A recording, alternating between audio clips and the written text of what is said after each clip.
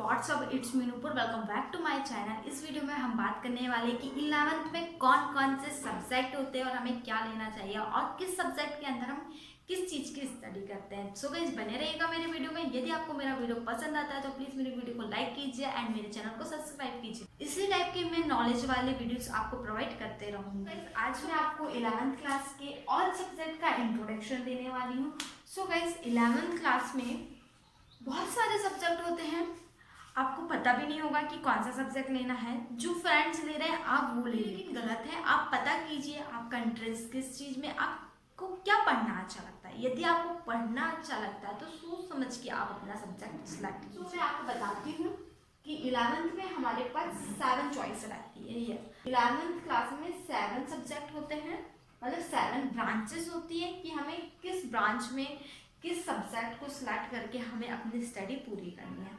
So guys सबसे पहले number में आता है मैथ्स, जिसे हम पीसीएम कहते हैं। पी से फिजिक्स, सी से केमिस्ट्री, एम से मैथ। यस, मैथ्स को हम पीसीएम कहते हैं। आप प्लीज मैथ साइंस मत बोला करिए, वो मैथ साइंस है, मतलब साइंस तो पढ़ते हैं लेकिन हम पीसीएम पढ़ते हैं यहाँ पे, फिजिक्स केमिस्ट्री मैथ। अब आप पूछोगे फिजिक्स क्या होती है, केमिस्ट्री क्या होती है। मैथ्स तो मैंने पढ़ा है लेकिन ढीला ढाला पढ़ा। सो गाइस फिजिक्स में हम मशीन, करंट, टूल्स, ये सारी चीज़ें हम फिजिक्स में पढ़ते हैं। घड़ी कैसे चलती है, मोटर कैसे बनती है, मोटर कैसे चलती है, उसका तापमान क्या होता है, उसकी गति कितनी है, उसकी स्पीड कितनी है, उसमें गुरुत्वाकर्षण कितना है, ये सारी चीज़ें हम क्या करते हैं फिजिक्स में। कितना करंट लगेगा, यदि मुझे ऐसे गोल गोल घुमाना है तो इसमें किस चीज़ का यूज़ होगा, ये सारी चीज़ें हम फिजिक्स में पढ़ते हैं। अब मैं बात करूँ केमिस्ट्री, तो केमिस्ट्री में हम कुछ केमिकल पढ़ाया जाता है कि नाइट्रोजन का फॉर्मूला क्या होता है, CO2 क्या होता है, हाइड्रोजन क्या होता है, मतलब कुछ केमिकल्स पढ़ाए जाते हैं हमें केमिस्ट्री में।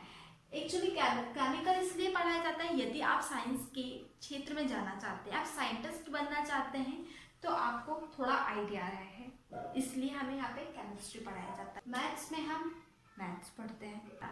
यदि आपको रूल्स, फॉर्मूले, LCM, SCF, divide, plus minus, multiplication और कॉस, थीटा, ये सारी चीज़ों का यूज़ करना आता है तो आप पीसीएम ले सकते हैं। आपके पास लॉजिक है, आपको मैथ्स बनती है, फिजिक्स पढ़ना अच्छा लगता है, केमिस्ट्री पढ़ना अच्छा लगता है, तो अब मैं बात करूँ बायो। अधिकतर क्या बोलते हैं बायो, हमने बायो लिया।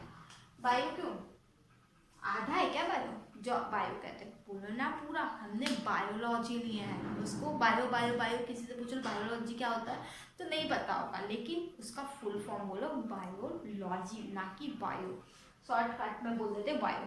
तो हम इसमें फिजिक्स और केमिस्ट्री पढ़ते। बायो मतलब हम अपने पार्ट्स ऑफ बॉडी पढ़ते हैं कि क्या है, कैसा है, किस लिए है, कैसे ग्रोथ होती, कैसे बनता है, चूहा छोटे से कैसा बड़ा होता है, इस सारी चीज़ें हम इसमें पढ़ते हैं। इसमें भी बहुत सारे सब्जेक्ट्स होते हैं। आगे हम एक्सपर्ट डिग्री करेंगे तो वहाँ पे हमें ऑप्शन मिलते हैं कि आपको किस चीज़ की पढ़ाई करना है, किस पर्टिकुलर सब्जेक्ट की स्टडी करना है। अब हम बात करें कॉमर्स की। सो गाइस कॉमर्स बैंक से रिलेटेड है। यस, आपको पता ही है बैंक है, बैंक, अकाउंट, हम इसमें अकाउंट, बैंक, बिलिंग, ये सारी चीज़ बनाते हैं, मतलब कि बिल बनाना और अकाउंट पढ़ना, मतलब अकाउंट से रिलेटेड चीज़ें होती है। यदि आपको बैंक में जाना है, बैंक में जितनी बैंक फील्ड में जाना है, इसमें थोड़ी बहुत मैथ्स भी रहती है, बिल बनाना, इसमें अकाउंट पढ़ाया जाता है हमें बैंक से रिलेटेड। तो यदि आपको कॉमर्स लेना है तो कॉमर्स लेने से पहले देख लीजिए कि अकाउंट क्या होता है। यदि आपको पसंद आता है, यदि आपका इंटरेस्ट है, यदि आप कर पाएंगे तो आप इसे ले सकते हैं। अब आती है अब एग्रीकल्चर। एग्रीकल्चर क्या है, तो ये खेत से रिलेटेड है। यस, हम इसमें खेत के बारे में पढ़ते हैं। एग्रीकल्चर में हम खेत के बारे में पढ़ते हैं। बहुत अच्छा सब्जेक्ट है, बहुत इजी भी होता है। पीसीएम, बायो और कॉमर्स बोल सकते हैं हार्ड होते हैं, इसको हर कोई नहीं पढ़ पाता है ना।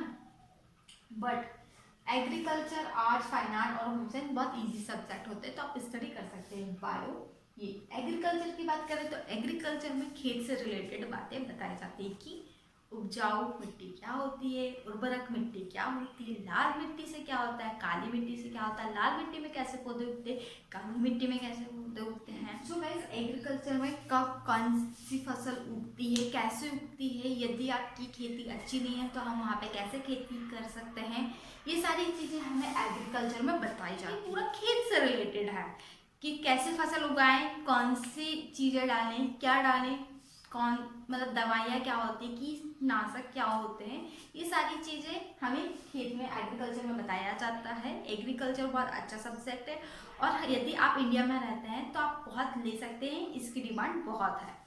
अब बात करते हैं हम आर्ट्स। आर्ट्स क्या होता है?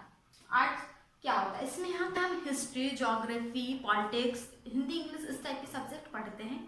ये सब्जेक्ट बहुत ईजी होता है और हमारे अर्थ में, हमारे कल्चर में क्या चल रहा है, तो हमारे अर्थ में पहले क्या हुआ था, पहले ज़माने में क्या हुआ था, अब क्या चल रहा है, तो ये सब्जेक्ट बहुत अच्छा है। यदि आप कंपटीशन एग्जाम में जाना चाहते हैं, आपने डिसाइड कर लिया है कि मुझे आईएएस बनना है, मुझे कलेक्टर बनना है, मुझे रेलवे की जॉब चाहिए, मुझे ये चाहिए, मुझे वो चाहिए, बैंकिंग में जाना है, इस टाइप का यदि आपने किया है तो आप मतलब कि आपने सोचा मुझे एमपी पुलिस बनना है, मुझे पुलिस बनना है, या मुझे कोई गवर्नमेंट जॉब चाहिए है ना, तो यदि आपने इस टाइप का कुछ सोच लिया तो आप आर्ट्स ले सकते हैं, क्योंकि इसमें हम बहुत अच्छी तरह से अपनी हिस्ट्री और ज्योग्राफी पढ़ लेते हैं। अब मैं बात करती हूँ फाइन आर्ट की। तो फाइन आर्ट क्या होता है? तो फाइन आर्ट हमारी, समझ में आ रहा है, हाथों की कला, हमारे अंदर की कला, कुछ भी बोल लीजिए, फाइन आर्ट है, ये हमारी कला है। तो कला बोले तो फाइन आर्ट में ये नहीं कि फाइन आर्ट ले लिए तो फाइन आर्ट एक ही, नहीं, फाइन आर्ट में भी अंदर कौन सा सब्जेक्ट लेना है, हिंदी इंग्लिश तो सबको कॉमन रहती है, प्लस आपको उसमें कौन सा सब्जेक्ट लेना है, आपको पेंटिंग लेना है, आपको आर्ट लेना है, क्राफ्ट लेना है, या फिर आपको डिजाइनिंग लेना है, सिंगिंग लेना है, म्यूजिक लेना है। फाइन आर्ट में आपके पास बहुत सारे ऑप्शंस होते हैं कि आपको क्या लेना है। हिंदी इंग्लिश कॉमन रहता है, प्लस आपको क्या लेना है, वहाँ पे आर्ट करना पसंद है, ड्राइंग करना पसंद है, स्केचिंग पसंद है, गाना पसंद है, सिंगिंग पसंद है, डांसिंग पसंद है, तो इस टाइप के आप सिलेक्ट करते हैं, आप फाइन आर्ट ले सकते हैं। ये भी बहुत अच्छा सब्जेक्ट है। होम साइंस की बात करें तो होम साइंस पता ही आपको घर से संबंधित है, लेकिन साइंस मतलब पर्टिकुलर सब्जेक्ट की डीप स्टडी, होम साइंस घर की डीप स्टडी।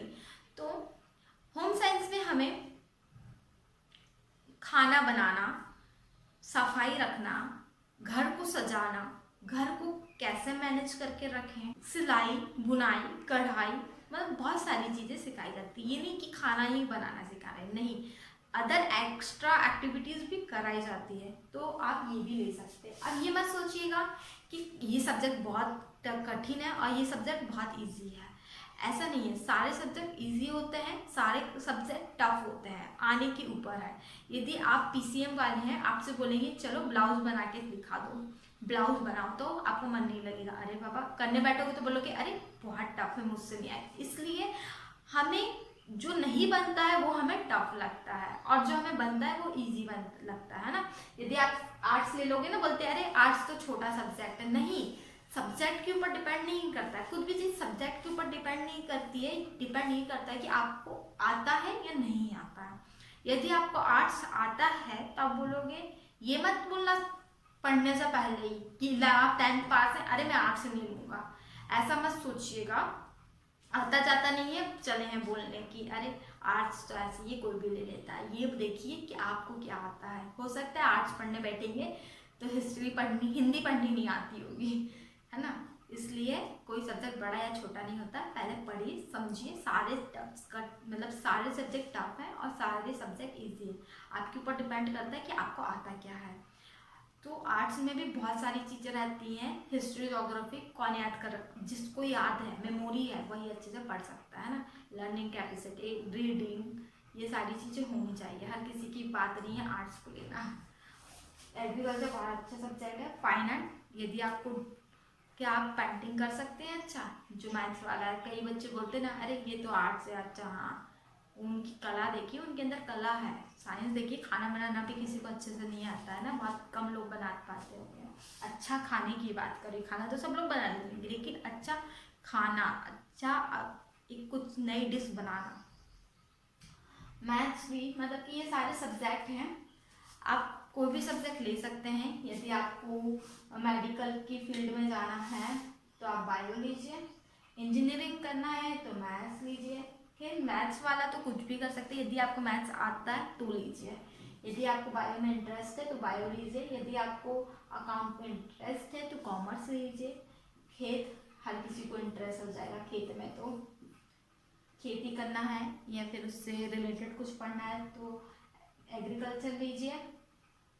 आर्ट्स ले सकते हैं, हाँ कोई भी सब्जेक्ट ले सकते हैं, सब में स्कोप है। आपके ऊपर होना, आपको टैलेंट होना चाहिए बस। स्कोप तो सब जगह है। यदि स्कोप नहीं होता तो ये सब्जेक्ट क्यों होते हैं? हमारे इस इंडिया में, हमारे भारत में इन सारी चीज़ों की स्टडी क्यों कराई जाती है ना, इसलिए स्कोप सब जगह है। यदि जिसको लगता है कि स्कोप नहीं है उसे कुछ नहीं आता है। आपने अच्छे से पढ़ा नहीं, ये आपकी गलती है। आपने सही डिसाइड नहीं किया, इसलिए आप सही डिसाइड कीजिए और आगे बढ़िएगा। और उम्मीद करूँगी कि सही डिसीजन लेंगे आप, क्योंकि सब्जेक्ट कोई बड़ा या छोटा नहीं होता। आप होम साइंस में आपको खाना बनाना लगता है, भले ही आप पढ़ने में कितने अच्छे हो, होम साइंस लीजिए, बिल्कुल लीजिए। आर्ट्स लीजिए, फाइन आर्ट लीजिए, कुछ भी लीजिए, मैथ्स के पीछे मत भागिएगा। चलिए बस नहीं, यदि आपको कोई डाउट हो तो आप मुझसे पूछ सकते हैं। आई होप आपको सब कुछ क्लियर हो गया होगा। सो गाइस चलिए मिलते हैं नेक्स्ट वीडियो में। आप अच्छे से 11th 12th दीजिए। All the best. So bye.